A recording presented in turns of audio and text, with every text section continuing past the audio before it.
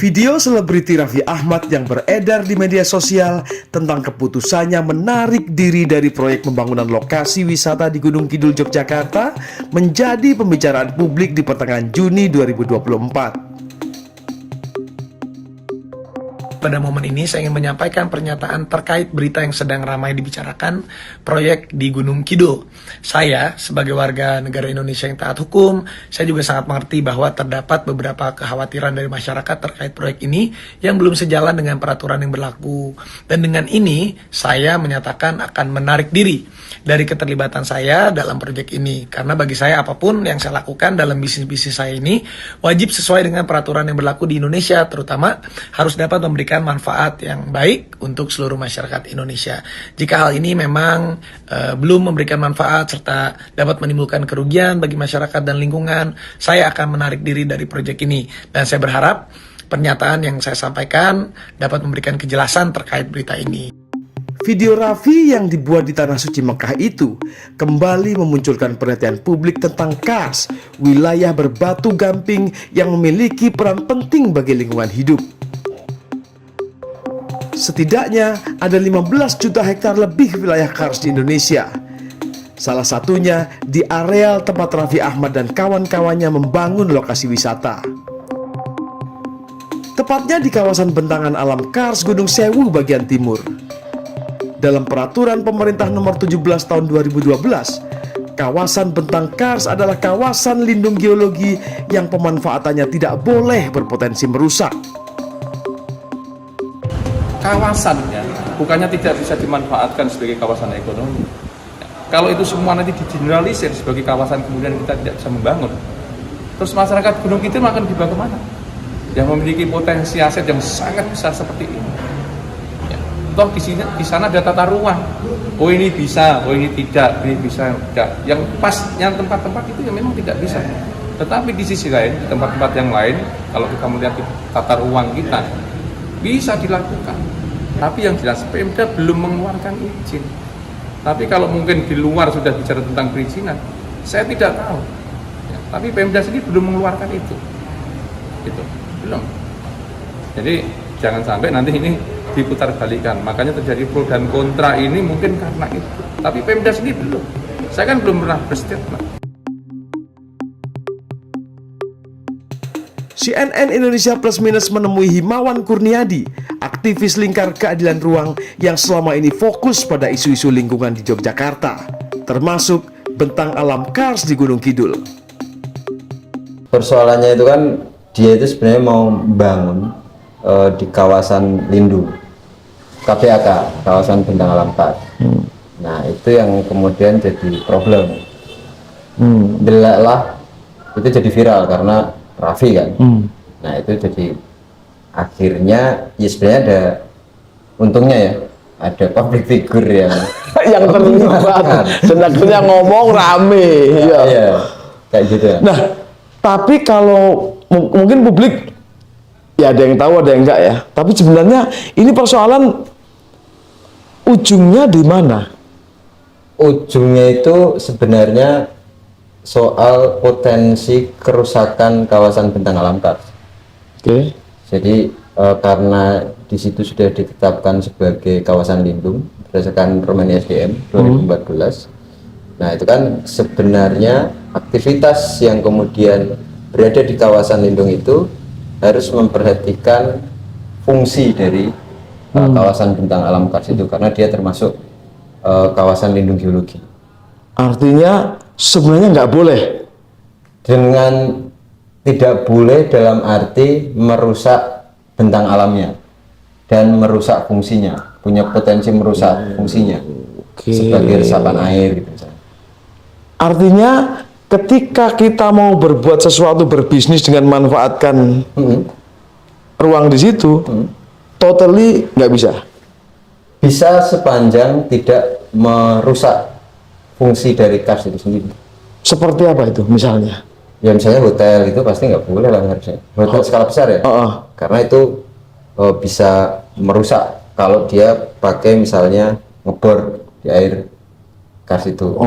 Oke. Karena di Gunung Kidul itu sebagian besar suplai airnya itu dari sungai-sungai bawah tanah yang ada di kawasan Kars itu. Misalnya di Sumber Bribin, terus Seropan, terus Sembaron, Mobaran, itu kawasan Kars semua, Mas. Oke, kalau misalnya buka kawasan itu sebagai wilayah pariwisata, boleh nggak? Kalau karena kan sekarang sebenarnya di beberapa, tapi warga ya, warga sendiri itu kan juga memanfaatkan. Tapi kan itu di sepanjang pantainya ya, di sepanjang pinggir pantai itu kan ya bisa aja nyatanya kan. Tapi untuk pembangunan yang punya potensi merusak atau mengurangi fungsi atau bahkan menghilangkan fungsi kawasan Kars itu tentunya nggak boleh. Tidak boleh. Oke, Raffi Ahmad dan kawan-kawan ini akan bangun apa menurut kawan-kawan Ruang? Kabarnya sih beach club. ini Beach club, terus ada penginapannya kayak gitu-gitulah ya. dan itu hampir pasti akan membuat kerusakan. Iya, kalau kita lihat dari sebenarnya proyek itu kan udah jalan ya. Oh, sudah jalan. Iya, di lapangan ya. Itu udah ada mulai pembangunan awalnya. Sebenarnya. Artinya ini bukan baru akan dimulai, bukan ya? Bukan. Tentu bukan. Iya. Udah Ini ada penting ini. jalan, gitu. Sama aja mikir-mikir kapan mau Oke. Pertanyaannya adalah, apakah setelah Raffi memutuskan untuk mundur, menurut investigasinya kawan-kawan, proyek berhenti? Belum tentu lah. Kayaknya ya. Kayaknya belum tentu ya.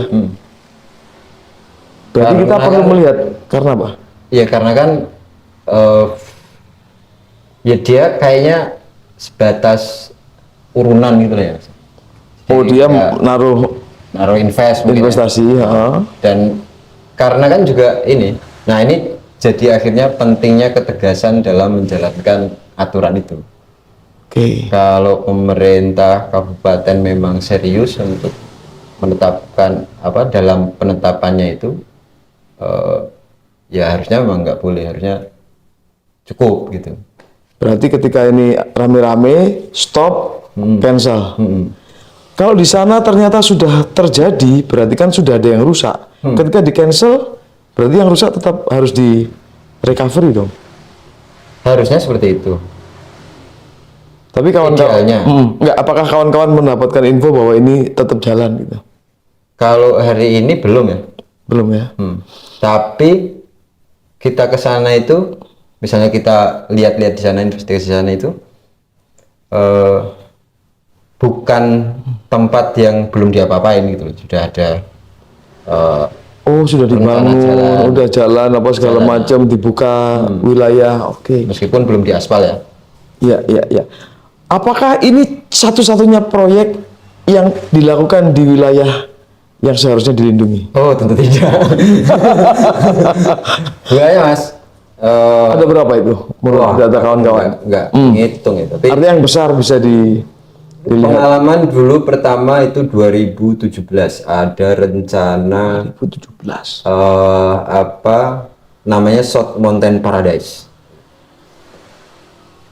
Dibangun sampai Mau sekarang dibangun. mau dibangun. Nah, tapi karena juga ada penolakan, itu juga akhirnya diurungkan. Diurungkan artinya batal. Mangkrak. Oke. Kemudian apa lagi yang kelihatan? Yang kelihatan ada beberapa, misal yang di kawasan lindung ya, perumahan. Mengakunya itu perumahan, entah itu nanti jadi villa atau jadi apa kita nggak tahu. Terus ada lagi ya kayak wahana-wahana wisata gitu. Oke, berarti ini bukan satu-satunya ya. Itu satu-satunya. Kalau berdasarkan penjelasan awal tadi, harusnya tidak ada izin. Iya, kalau kawasan lindung harusnya otomatis nggak ada izin. Berarti liar. Otomatis. Oke, berarti kan ini perlu kita cek ya. Kalau misalnya memang sudah ada sesuatu di sana dan itu masuk kawasan lindung, berarti tidak ada izin yang bisa keluar gitu. Iya. Pun ada izin, harusnya pemerintah itu atau yang punya kewenangan untuk ngasih izin itu yakin kalau dia berdasarkan analisis pembacaan situasinya kayak gitu tidak akan mengurangi fungsi kawasan lindung itu. Nah, oke. Ketika kita mau bertanya siapa yang bertanggung jawab terhadap ini semua, siapa Mas? Ya tentunya fungsi pengawasan itu kan ada di DLH. DLH apa itu DLH? Dinas Lingkungan Hidup Kabupaten Gunung Kidul. Kabupaten. Oke, DLH Kabupaten. Kalau yang mau ini ya KLHK misal. KLHK pusat. SDM. Pemerintah Kabupaten Gunung Kidul. Masyarakat di sana menerima ini seperti apa, Mas? Sebenarnya karena apa? Itu di kawasan yang memang agak jauh ya dari pemukiman kayak gitu. Ya kebanyakan emang nggak tahu menau. Apalagi soal fungsi atau aturan kayak gitu kan memang banyak yang memang belum. Berarti tidak pernah ada protes atas apa namanya pembangunan yang terjadi di sana oleh masyarakat setempat. Sejauh ini sedikit ada tapi sedikit. Karena Ya karena mungkin kurang ininya ya, kurang informasi atau kemudian ya memang hari ini seakan ya kalau kita mau melihat pengalaman kami, misalnya kita kan juga tergabung di koalisi masyarakat peduli Kepulauan Sewu kan, itu juga yang kemudian susah itu ya komunikasi dengan pihak pemerintahnya kayak gitu. Jadi ya protes dan protes itu. Nah kemarin itu kan kenapa kemudian viral meskipun kemudian juga sudah diperingatkan jauh-jauh hari ya, itu kan karena ada apa petisi kan. Karena ada petisi itu terus kemudian ini jadi perhatian kayak gitu. oke. Padahal sebenarnya kalau kita mau ngelihat beberapa mau kita ketat ya untuk kemudian melihat beberapa proyek atau kemudian beberapa bangunan di situ itu banyak di kawasan lindung itu bangunan-bangunan skala besar ya. Berarti ketika ada proyek di kawasan Kars itu hampir pasti akan merugikan publik. Hampir pasti ke depan akan merugikan. Meskipun bisa dilihat dari angle lain, masyarakat sana akan apa? Mendapatkan benefit Contohnya dengan secara ekonomi, bekerja di sana dan seterusnya. kalau ngelihatnya seperti itu juga harus dihitung juga misalnya apa jasa lingkungannya dari kawasan Kars itu. Jasa lingkungan ya. Artinya apa itu? Ya misal bagaimana kemudian orang bisa menikmati air dari lahir sampai hidup bergenerasi dan macam-macamnya kayak gitu misalnya. Harus fair dong. Itu jauh lebih merugikan lah. Sampai mau mengatakan begitu ya. Bila itu terjadi sumber air rusak segala macam segala. Apalagi sih Mas yang akan rusak Mas ketika itu akan dibangun? Ya pertama yang paling signifikan itu. Kedua memang di sana itu kan juga banyak kemudian fungsi-fungsi yang lain. Misalnya kalau hari ini ngomongin karbon gitu ya, Kars itu kan juga fungsinya untuk menyerap karbon. Ada fungsi menyerap karbon misalnya. Ini kan lagi booming di internasional tuh, sampai ada jual beli Yang karbon trading, ya kan? Trade Itu gimana itu yang ngitungnya? ya, meskipun Oke, Mas, ini sudah bergulir. Raffi bersikap, kemudian jadi rame segala macam. Perkembangan yang bisa kita lihat itu kira-kira kapan? Ketika ini sudah jadi running semacam ini, misalnya sebulan lagi, 2 bulan lagi, apakah itu terus? Aku sih sebenarnya jujur ya lebih melihat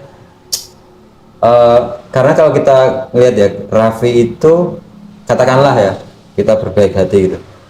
Akan. Padahal yang sedang dan sudah itu kan udah ada yang juga membangun. Jadi sebenarnya harusnya ini jadi momen melihat secara lebih utuh sebenarnya bagaimana keseriusan atau kemudian cara kita untuk ikut dalam menjaga kelestarian kars ini sebenarnya. Ya Raffi ini bagian, aku bilang bagian kecil dari cerita soal usaha eksploitasi yang ada di kawasan kars. Sigit Purnomo, Lurah Karangasem Gunung Kidul meminta semua pihak untuk berhati-hati memperlakukan wilayah kars. Bila kawasan itu rusak, maka bukan hanya masyarakat Gunung Kidul yang merasakan akibatnya, tapi wilayah di kota-kota lain pun ikut terimbas. Dan sekarang kawan-kawan kita itu ada di rumahnya Pak Sigit atau Pak Wage kayak gitu. Dan ini adalah tanah kars. Memang benar Pak, ini tanah kars di bawah kita ini. Sepengetahuan saya memang ketika bahkan di sini saya pernah buktikan bahwa ketika di sini orang ngomong tanahnya tebal, tapi ketika saya bor kemarin, saya ngebor itu di 8 meter pasti ketemu kars. Ketemu batu gitu loh. Ini sudah terampau tebel gitu loh. Saya yang sekitar setengah kilo ke arah utara saya, dari atas sampai bawah semuanya batu putih, kars lah. Oke, Pak, sebentar. Kalau masyarakat memahami kars itu apa sih, Pak?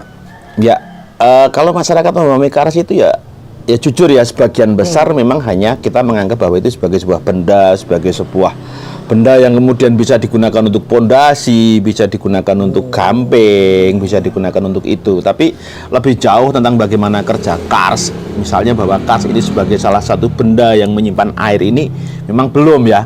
Dan dan ketika kita ngomong ke persoalan kebudayaan juga sebenarnya dulu simbah-simbah nenek moyang kita itu pernah punya unen-unen ya, punya kalimat yang mengatakan bahwa besok pada saatnya akan sampai anak cucumu dikasih makan batu. Dikasih makan batu. Maksudnya betul?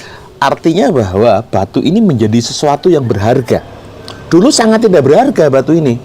Saya itu dulu pernah jadi sopir truk, ngangkut batu, satu truk itu kita beli hanya 40.000. 40.000 nggak ada. Nutuinya aja wong telu gitu loh. Itu wah, saya sampai kadang-kadang nangis gitu loh. Makanya ketika kenapa produk masyarakat kita nggak bisa mahal gitu loh, sedangkan dengan tingkat dan batu itu betul-betul nggak ada harganya. Iya. Makanya ketika sekarang ini ada upaya untuk ini kan jadi rame kan karena Raffi Ahmad kemarin mundur gitu ya dalam sebuah proyek gitu kan. Kemudian seorang bertanya, ini mundur kenapa sih? Gunung Kidul, kemudian masuk ke wilayah kars segala macam. Ini jadi orang jadi kenal lagi gitu.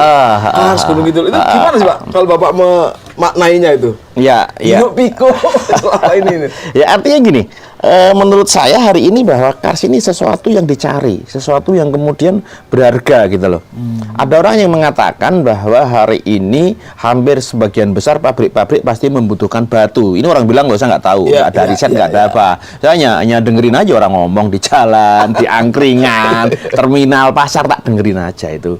Nah, ada yang ngomong bahwa minimalnya bahwa di setiap pabrik di pengelolaan air limbahnya pasti menggunakan batu.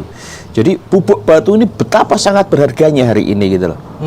Belakangan saya juga tahu, wah ternyata pabrik gula Madukismo itu juga membutuhkan batu sebagai pemutih gula. Oke. Iya, sehingga masyarakat sekarang jadi tahu bahwa ternyata sekarang ada harganya.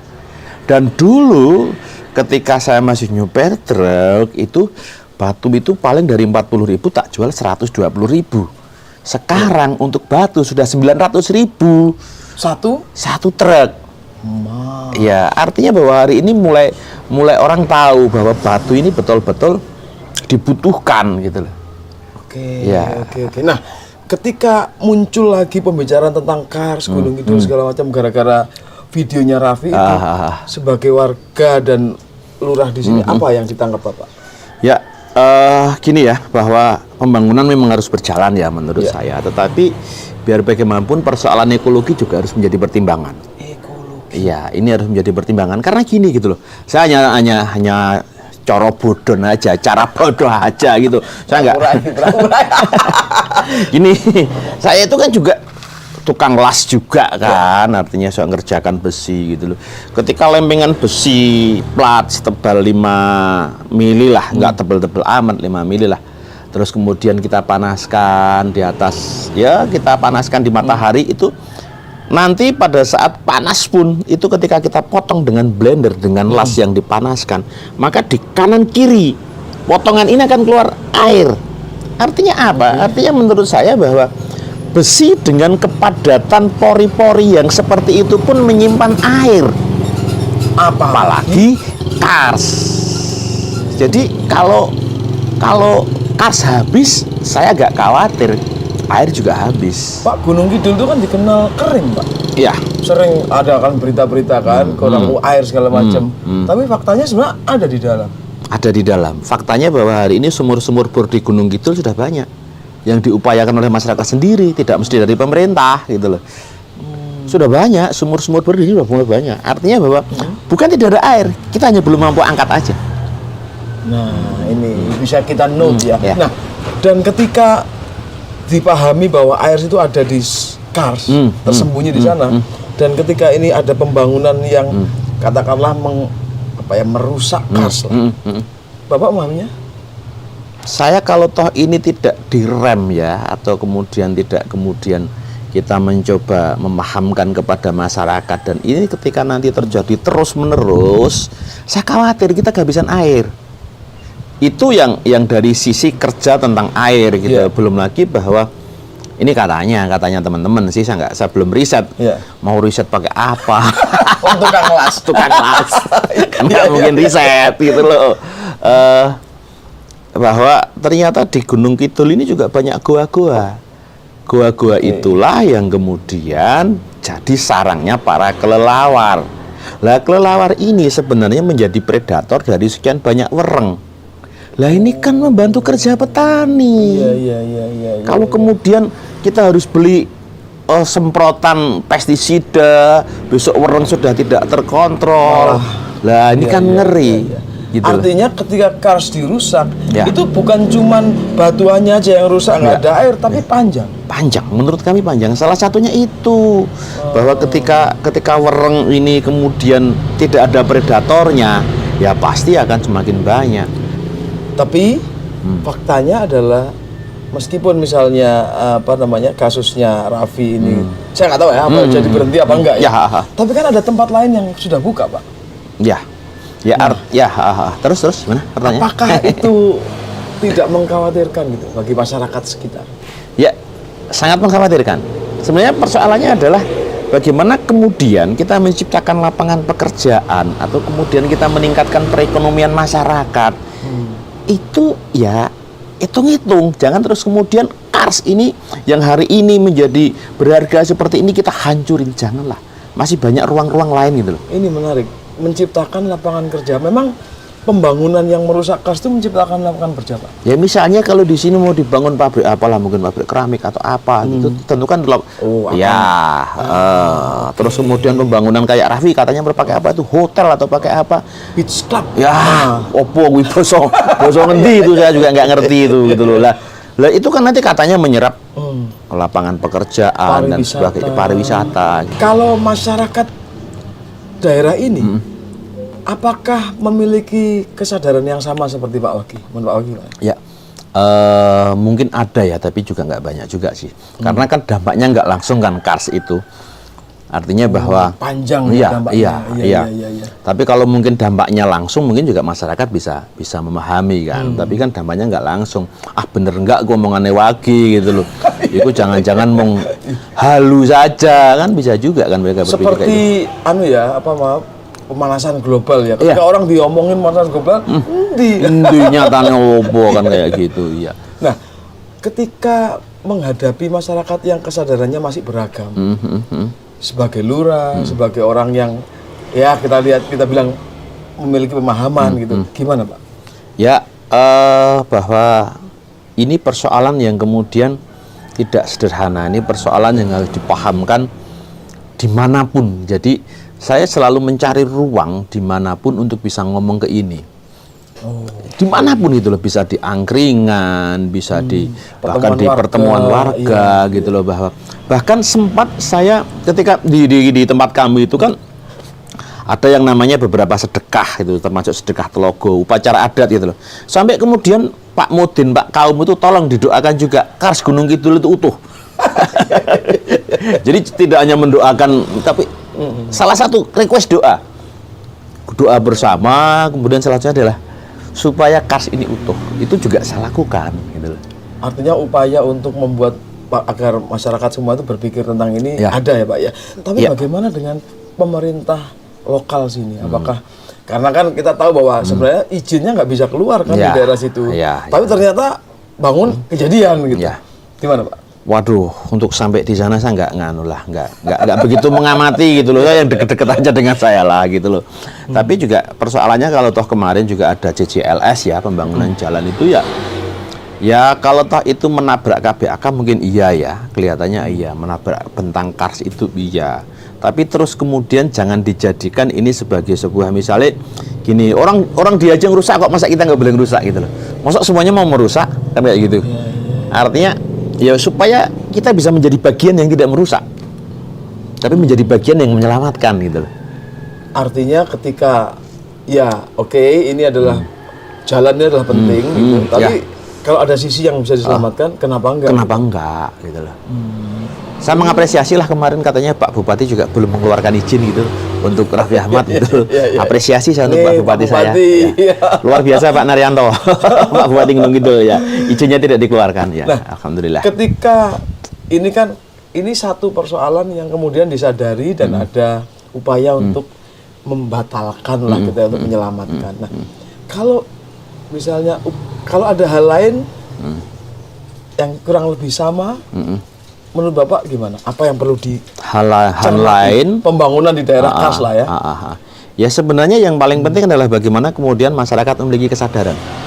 Ini yang paling penting, gitu loh. Menurut saya gitu loh. Jangan kemudian justru masyarakat menjadi bagian yang ingin merusak. Walaupun ada unen-unen tadi saya ngomong, sesuk nek wis tekan waktune sudah sampai pada waktunya makan batu gitu loh. Tapi kan ini biar bagaimanapun walaupun sudah menjadi unen-unen, sudah menjadi apa yang diucapkan simbah-simbah dulu. Tetapi apakah terus kemudian hal-hal yang kurang positif ini terus kemudian akan kita lestarikan kan? Kan nggak harus gitu. Menurut saya seperti itu aja.